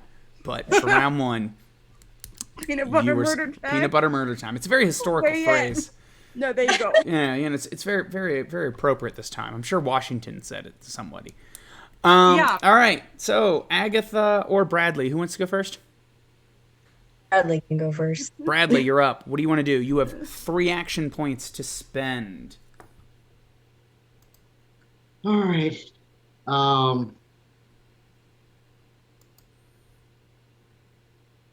It seems silly to pull my pistol and shoot birds. That's what I'm gonna do. Yeah.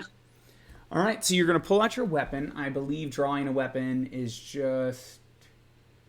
It is a... I'm going to say it's a... yeah, it's going to be a just 1 action point to draw your weapon. Okay. So do you want to shoot or take aim? No, we're just gonna shoot. All right, so you are going to make a range attack.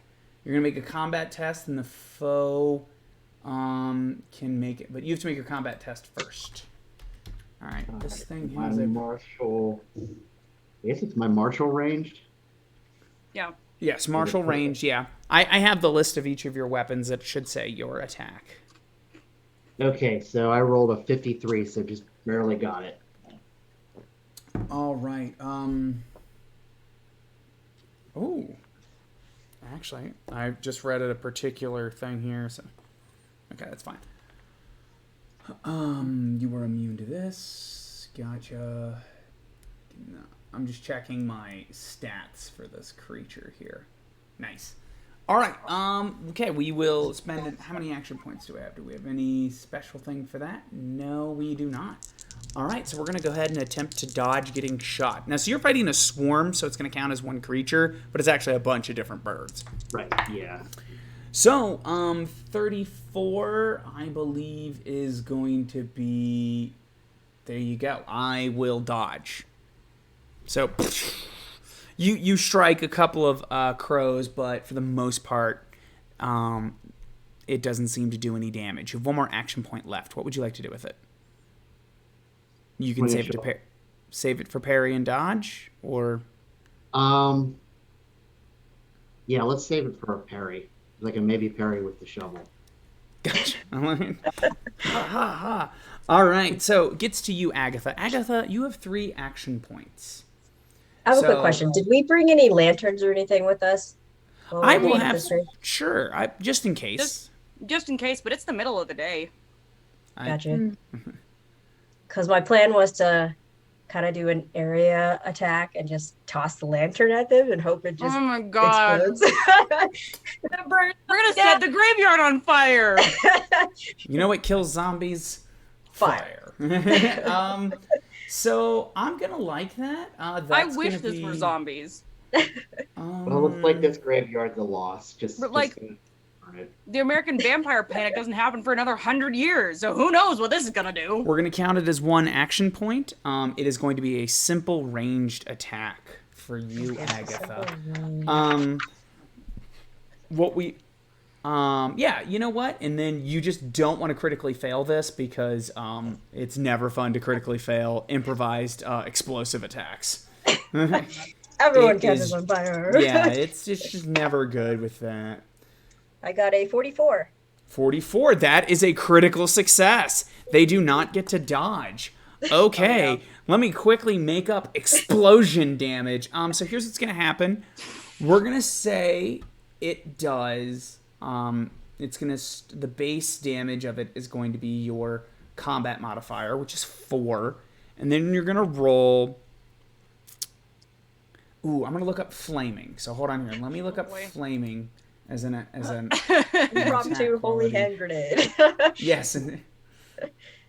3, 1, 2, 5, 3, sir, 3. All right. You know, I really didn't expect the one person to keep us from, like, to keep us from lighting a whole graveyard on fire was going to be Josephine. But I did know that if anyone was going to light it on fire, it was going to be Agatha. Of course. She gets shit done. I mean, It will deter them from landing on the graves. it's true. It's either us or the birds. So Yeah, who's going to put out the fire, though? there's plenty of dirt around. We've been shoveling all day, right? How is I'm flaming wearing not silk. a I have not done Fire with all day rage. damage labor. weapon? It is extinguished. I like it. Pistol, pneumatic, powerful, punishing, you know what? I'm not gonna worry about that. I don't find flaming here.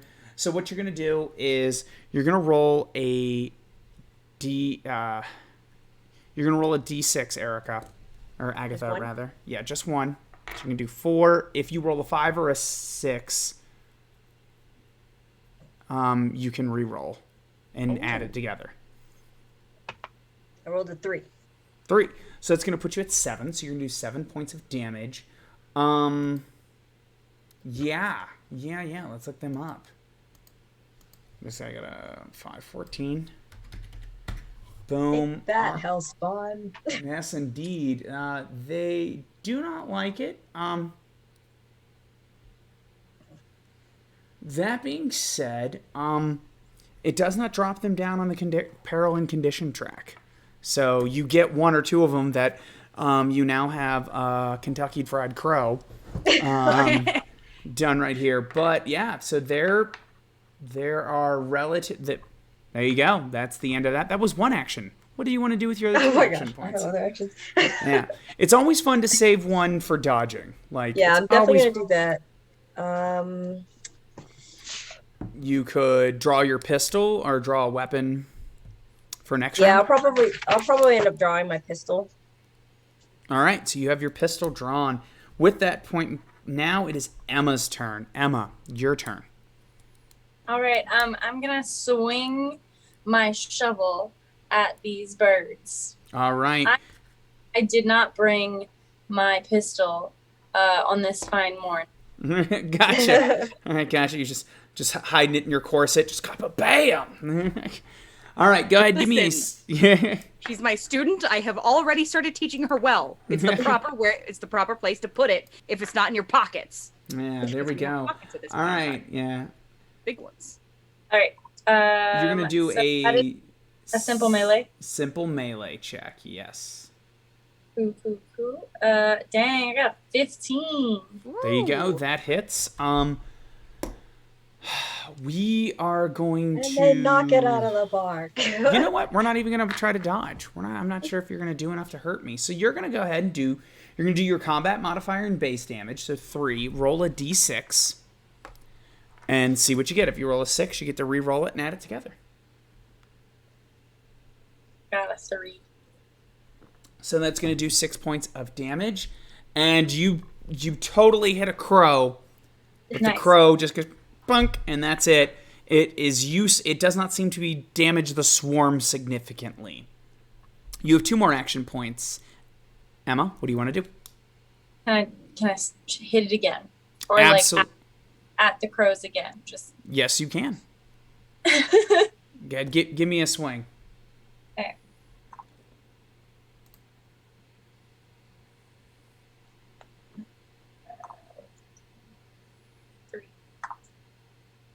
Ooh, 28.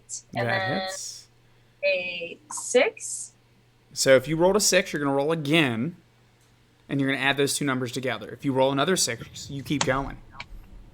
Dang. I'm not that lucky. I just got a 7. 7 altogether. So 7, that puts you at 10, which may be enough to damage them. It is not. So they do not drop down on the peril or condition track. So you knock down another bird, but the swarm is still... By one guy. One. So that being said, you don't have to... You have 1 more action point. You don't have to save another action point to dodge because you cannot be attacked during the first round of combat. So what do you want to do with That's that true. last action point? You're very correct. I'm going to take another swing. 1 more swing. All right, good. Big money, big money. We're looking for low doubles. Low doubles. Oh my god, 11! Yeah! There you go. Nice. All right. Thank you, RNGesus. All right, go ahead and roll. I'm going to let you roll 2d6s, and you can take the highest of the 2. Like a stray wig hair somewhere. But well, oh my god. Well, I got a 2 and a 6. So you count the 6. Now get to re-roll that one. Oh, and a 1 again. Not enough. Still not enough. So you're killing individual birds, but the swarm still keeps coming. So that being said, it is the swarm's turn. Knocking birds out For me. All right. Hello. So we are going to attack everyone because we have the burst template. So that being said, Emma is immune to this attack at this point in time. So it's not a lot of damage. Weird. I'm going to have to read that because that seems like that doesn't make any sense. All right. I successfully hit everyone. If you have saved a dodge and or parry, you may roll at this time. Nice.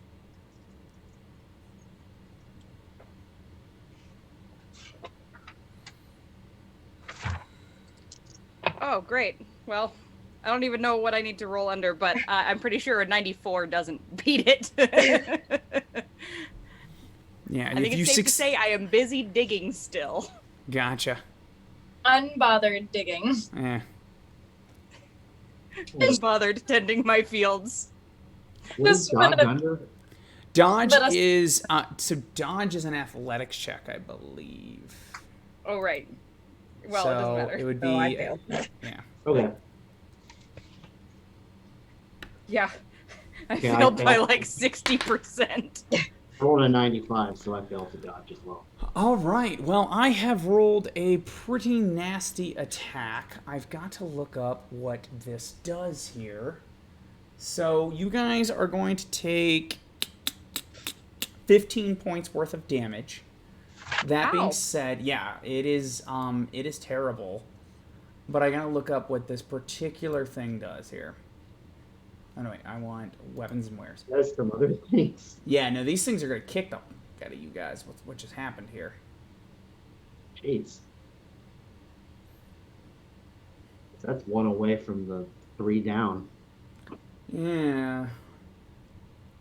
For me, anyway. Pummeling. This weapon can only inflict moderately wounds and never causes bleeding. Oh, well, there's that at least. Yeah. So what happens here is Just gonna kick the shit out of us. everyone is going to check their everyone except for Emma and Josephine, because Josephine's not here. You're going to check your damage and condition track. So you're going to look for the damage threshold. Like I'm going to take a look at Van Helsing here, who's getting pecked to death over here.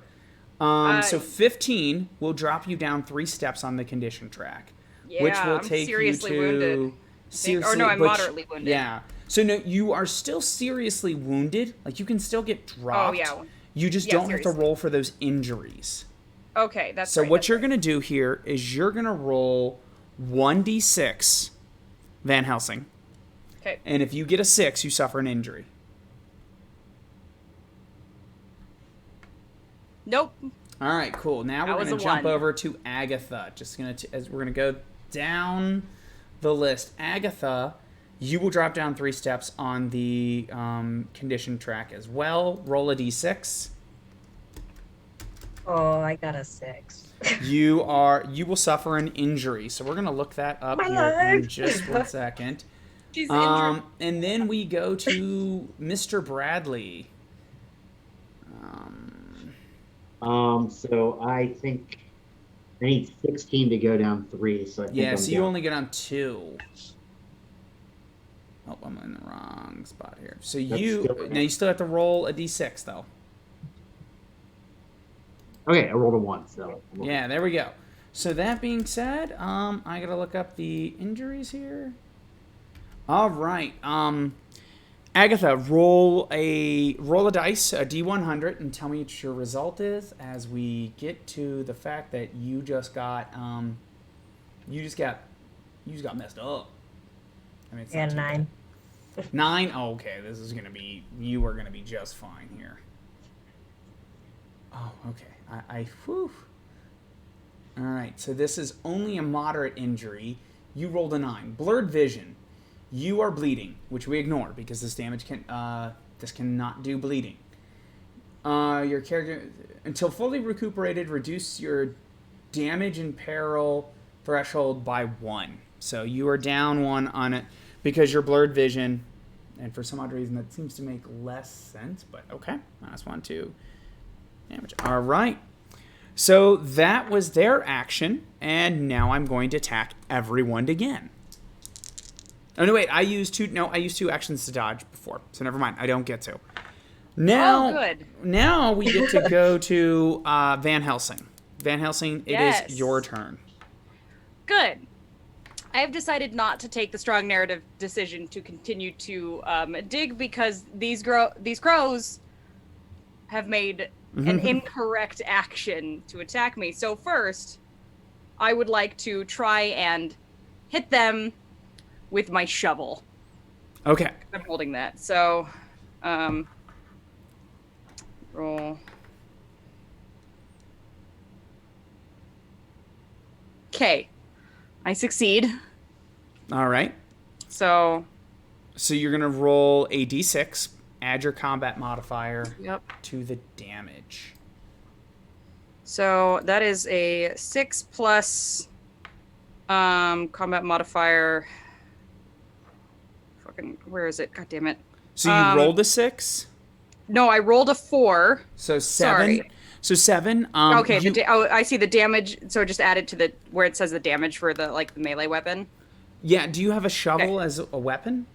No. Okay, so I was just looking at. I was looking for the combat skill, and I'm not finding it. it would be simple melee. Yeah. So. Yeah. So what you're looking for, your combat modifier is 3. So if you roll, so you did 7 points of damage, not enough to drop them down on the condition track. So you kill a bird, but the swarm is still at full strength. I'm going to go ahead and then reach into the shirt and pull out my pistol. All right. So you pull out your pistol. Kablam. So my question is, did you dodge last round? Or when you were attacked? Oh, yes, I did. So you draw your weapon, and that's it? Okay, then never mind. Then I'm not going to draw it. I'm just going to attack again with the shovel. Okay. I want to attack again, is the thing. I forgot that it was an action point to draw the weapon. Sounds good. So go ahead and roll again. One more time. Okay.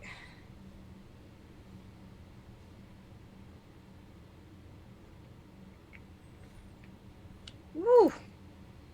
How's a 33 sound for you? You can roll 2d6s this time and take the higher of the 2. All right.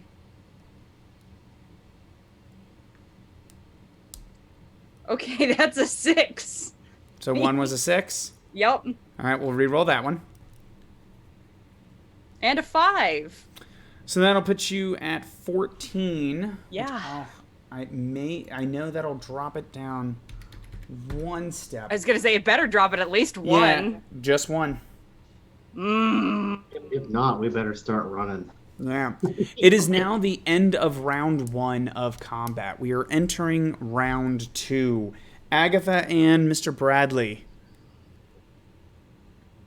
I have an idea. Yes.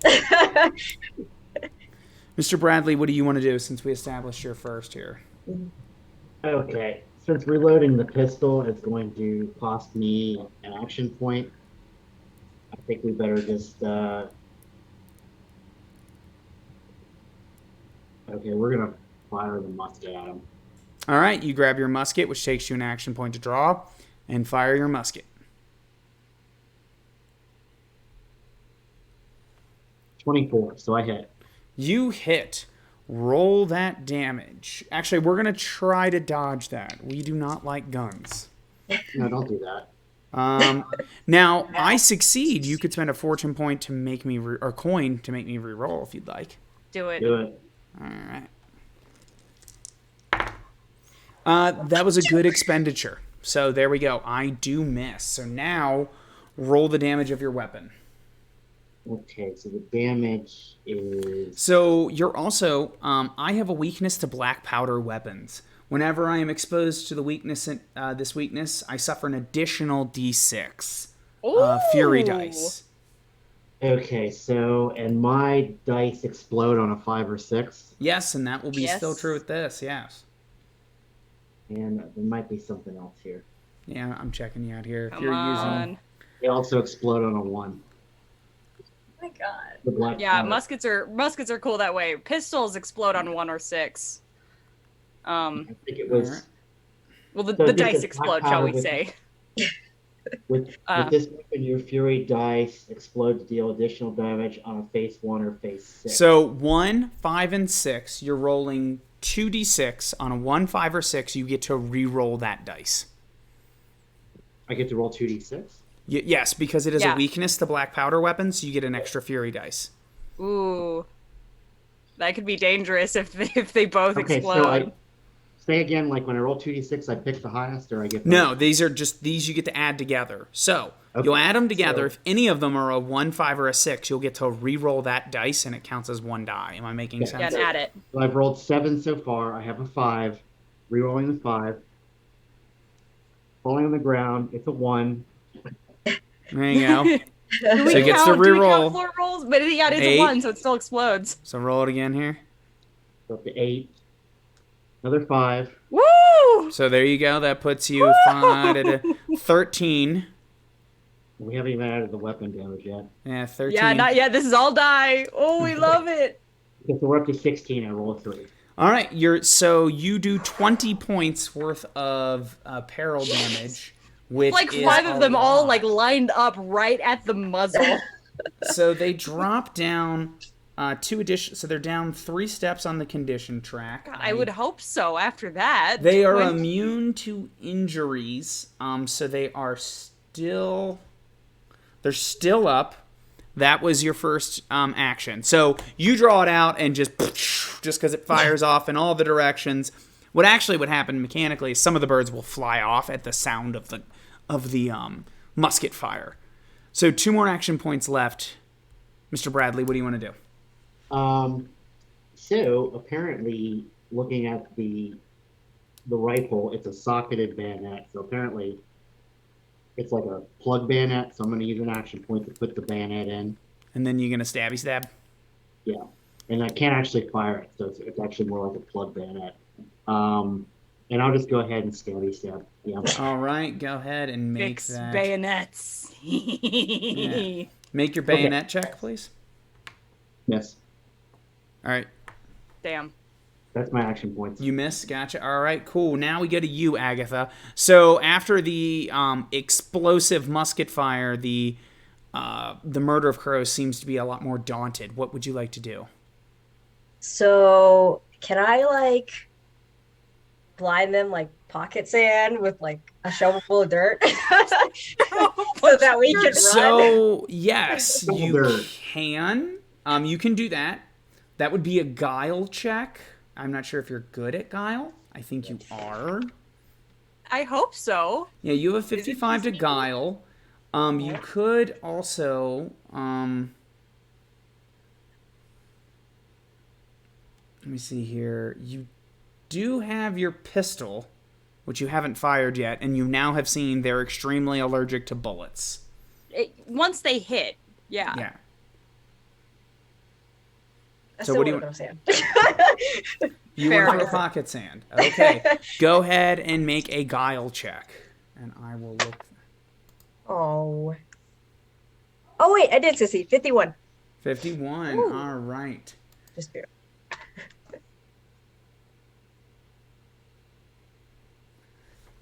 This is a.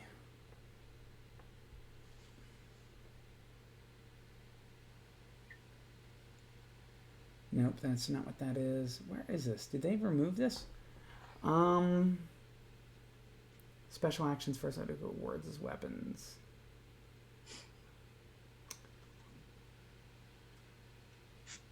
All right, I'm not. So in Zweihander, they've got pretty much pocket sand because I remember in one of our games, literally someone had something they could target is double the people equal to their like fellowship bonus, so they could just like yes, throw yes. sand. It could blind like 20 people. It was Yes. great.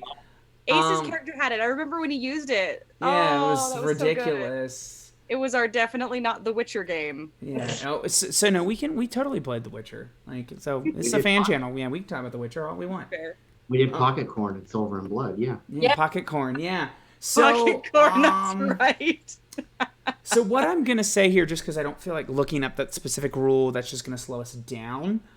I'm going to say they're going to suffer a -10 on their next attack roll.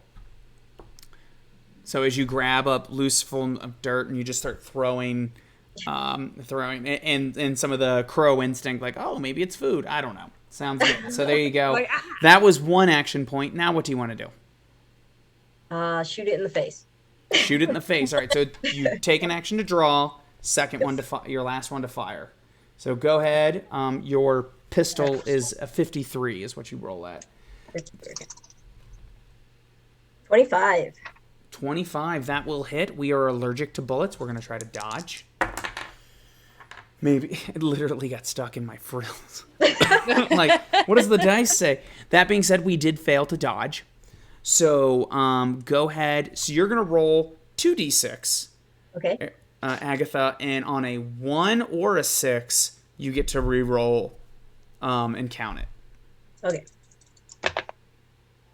So I got a 3 and a 1.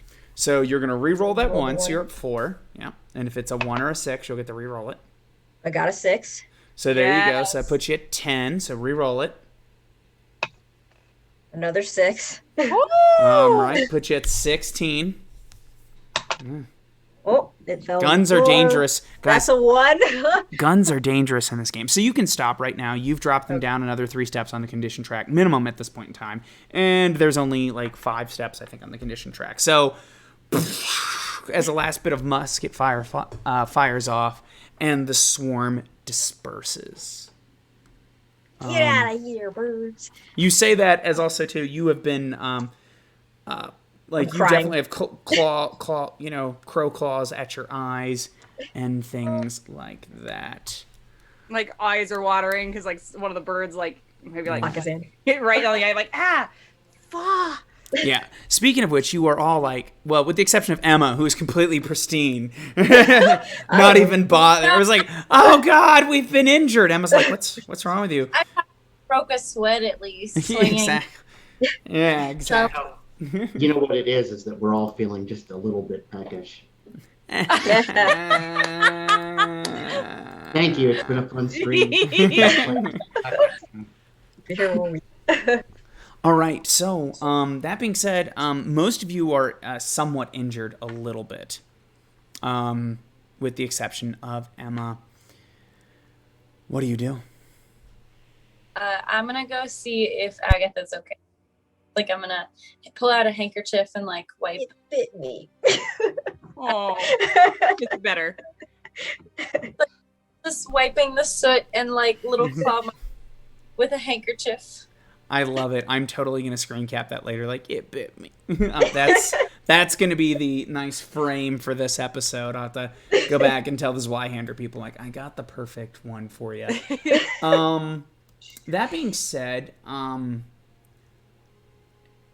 Emma, since you did make that particular point, you're gonna make a heal check.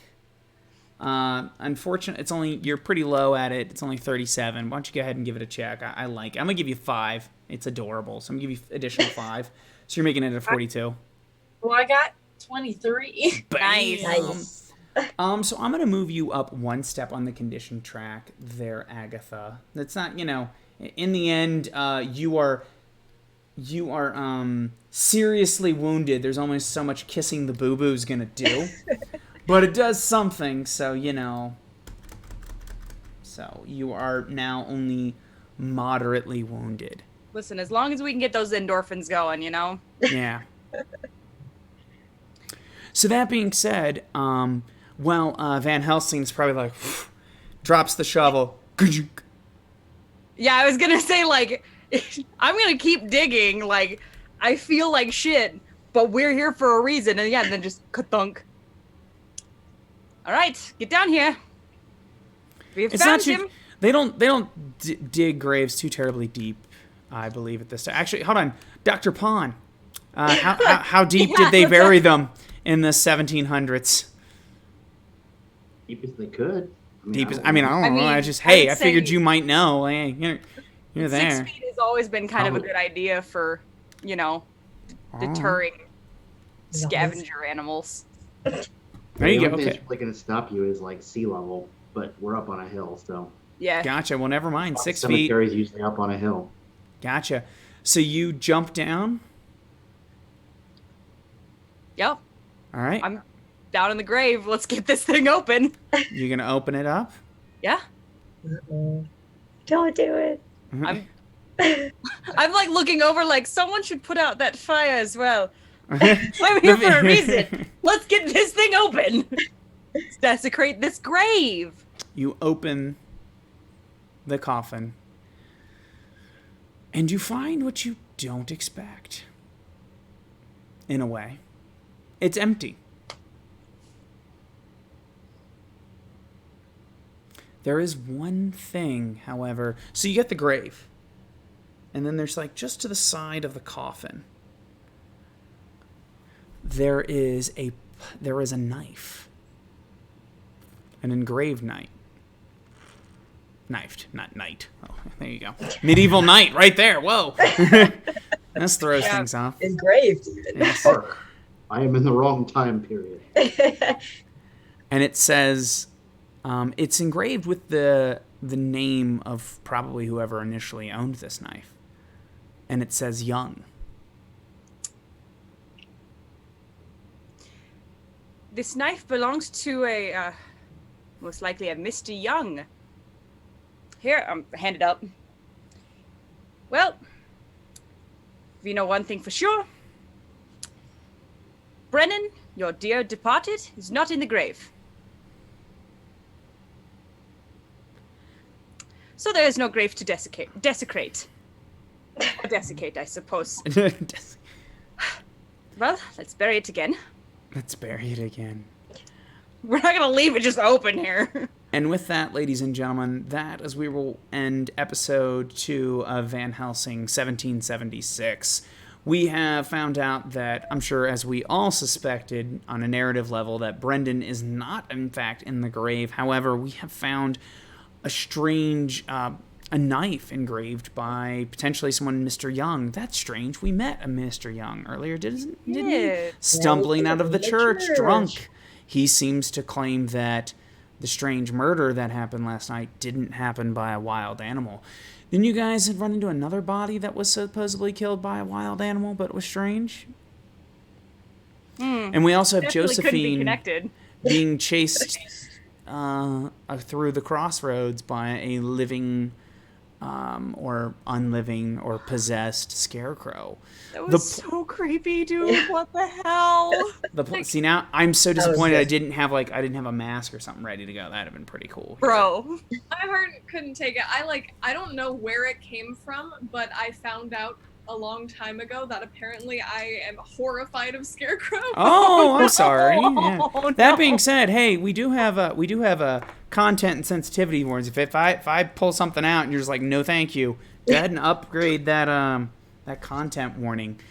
It's one of those things where it's just like, if it's meant to be a scary thing, I'm good with it because it will work.